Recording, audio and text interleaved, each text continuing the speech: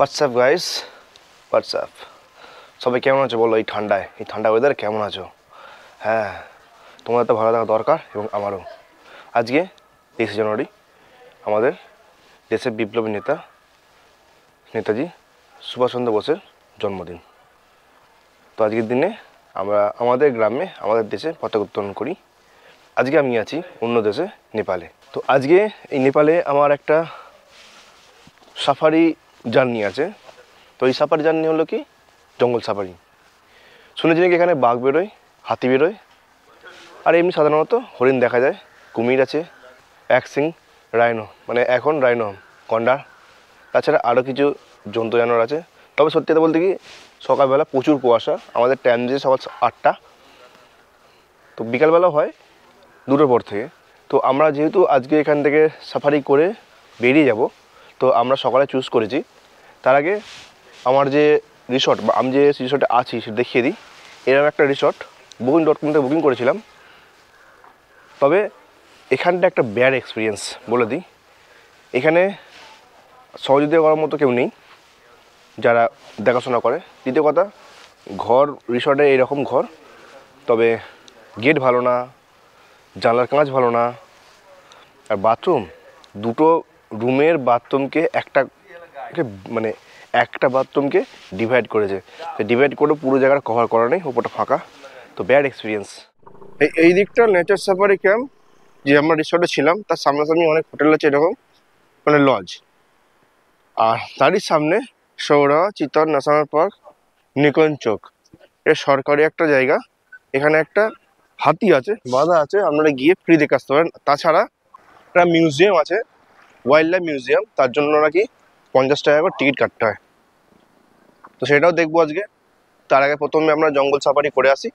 চিতন আসতে হলে আসতে পারেন পোখরা থেকে, কাঠমান্ডু ঘুরে পোখরা ঘুরে আসতে পারেন। পোখরায় সকাল 7টায় বাস আছে, সেই বাসে করে এখানে পৌঁছে যাবেন দুপুরবেলা।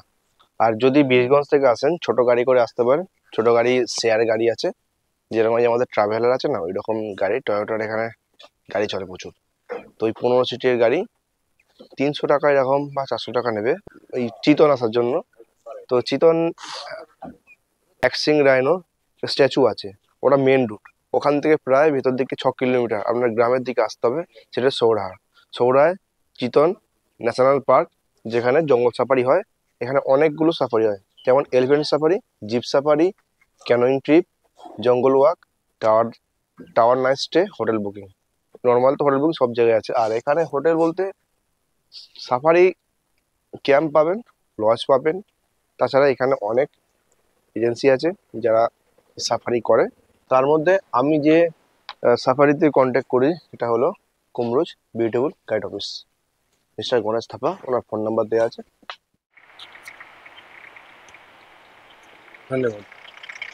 তো আমাদের মোটামুটি এখানে যেটুকু পয়সা করে দিয়ে দিলাম। এবার আমাদের সাফারি করতে হবে, জিপে উঠতে হবে। চলো, এই হলো আমাদের জিপ। আজকের জার্নি শুরু হচ্ছে জঙ্গল সাফারি। এই সূর্য একটু একটু দেখা যাচ্ছে, মানে একদম একদম মানে মেঘ বা কুয়াশা আড়াল দিয়ে। ওয়েদারটা দেখুন, মানে কি বলবো, মানে পুরোটাই কুয়াশাচ্ছন্ন, পুরোটাই। এই যে নদী, রাপ্তি নদী, এই রাপ্তি নদী ক্রস করে প্রবেশ করলাম জঙ্গল।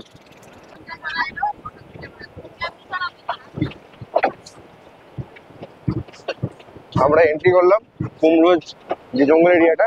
পুরো সাইডটা কিন্তু তার দিয়ে ঘেরা আছে, যাতে এখানে বন্য প্রাণী বাইরে যেতে পারে, তো সে কারণে ঘেরা আছে। ওদিকে মানুষের কিছু বসতি আছে। আর এটা এই যে রাস্তা। কত টাকা দিয়ে বুকিং করেছিলাম, কত টাকা টোটাল নিয়েছিল, আমি এটা কিন্তু জার্নি করে দেওয়ার পরে শেষে বলবো। আর কতক্ষণের জার্নি আমাদের, সাপোজ যদি বলছি 2-2.5 ঘন্টা টোটাল জার্নি ব্যাক করা পর্যন্ত। আমরা জার্নি শুরু করেছি 9:30 থেকে 9টার মধ্যে সকালবেলা। এইরকম চারদিক জঙ্গলের মধ্যে দিয়ে প্রথমেই দেখতে হলো একটা হরিণ, যে নিজের মনে চলাচল করছে। তবে হ্যাঁ, ক্যামেরায় কিন্তু আসেনি, একটুখানি দূরে।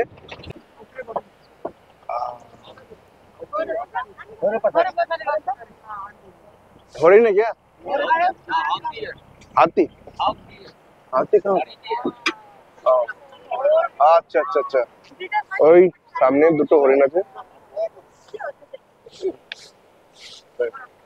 ওইটা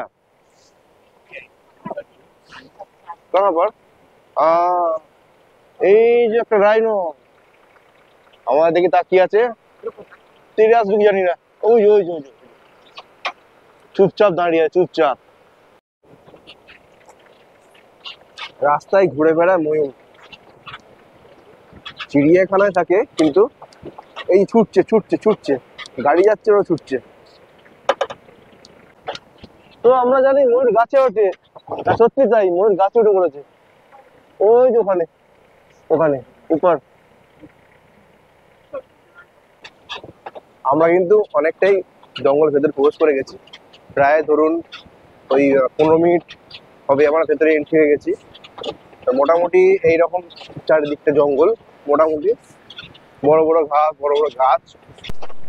আমরা প্রবেশ করছি এই মুহূর্তে টাইগার জোন।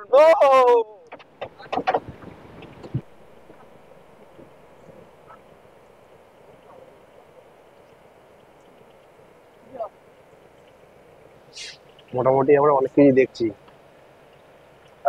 ভেবেছিলাম হয়তো সকালে আসছি। ও সামনে সামনে সামনে এসে গেছে, তোরা চলে আয়।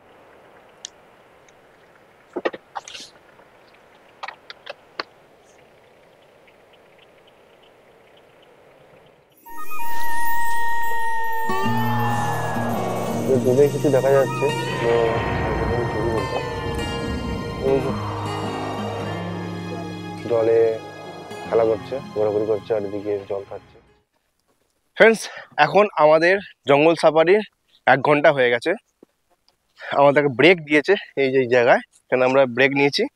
তো এখানে চা, কফি এইসব একটু পেতে পারেন, দামই একই। তো আমরা কি কি দেখলাম, হরিণ, একটা সাম্বার হরিণ, নামটা কি বলতে পারছেন হবে হয়তো, গন্ডার, ময়ূর, এইসব দেখলাম। তবে তবে সিরিয়াসলি বাঘ পাওয়াটা লাকের ওপর ফেভার করছে। 1 ঘন্টা জার্নিতে আমরা অনেক কিছু দেখেছি, অনেক কিছু বুঝেছি।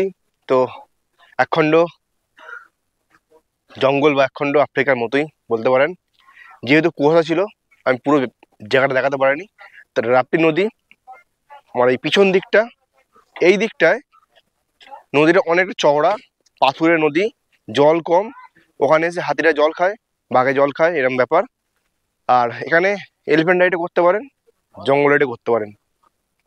ওয়াকিং ডিস্টেন্সে যেগুলো যেগুলো ঘোরান তার তো আলাদা প্রাইস, আলাদা রেট।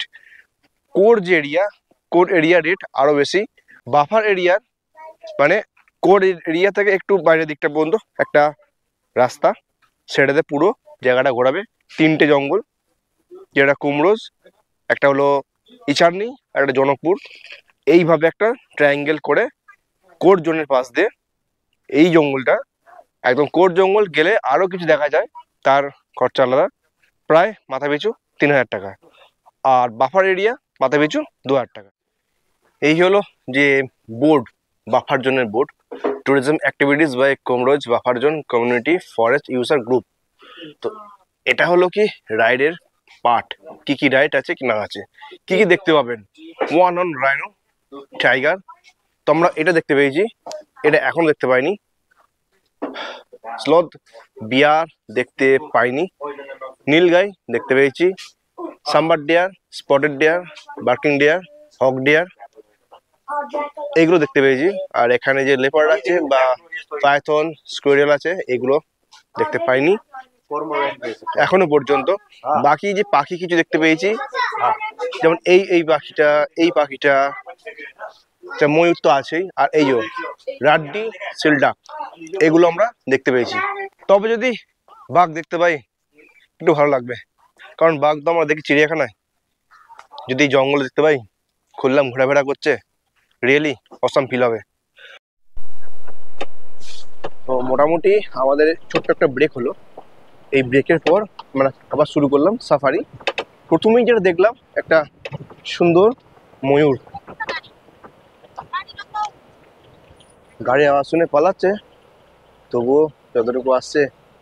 এইভাবে খোলা আকাশের নিচে ময়ূর নানা রকম জীবজন্তু, হরিণ, রাইনো, কুমির, হাতি।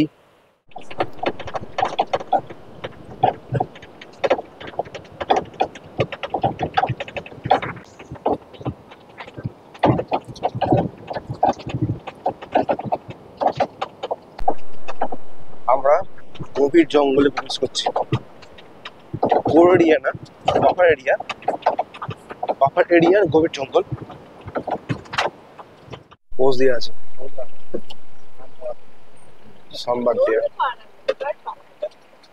দাঁড়িয়ে ছিল পোজ দিয়ে ফটো তোলার জন্য, কিন্তু সামনে আসতে চলে গেল। তো ফাইনালি আমাদের সফরটা আজকে এখানেই কমপ্লিট হচ্ছে। তো মোটামুটি আমরা যা যা দেখলাম বেশিরভাগটাই হরিণ। হ্যাঁ, বাঘ আর দেখতে পেলাম না। তো বাঘ দেখার ব্যাপারটা হলো কি, একদম নসিবের উপর নির্ভর করছে আপনার লাক কতটা ফেভার করবে। তো যাই হোক, যতটুকু দেখলাম সাফার করলাম সকাল থেকে 9টা থেকে প্রায় 11টা, 2 ঘন্টা।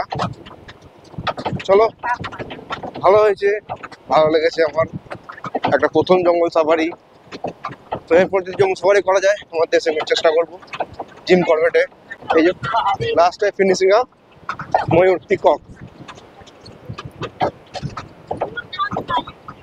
সকালবেলা, আর এখান থেকে এক্সিট করে যাচ্ছি। চলো, দেখা হবে নেক্সট ব্লগে, পরের ব্লগে। Tata, take care, by.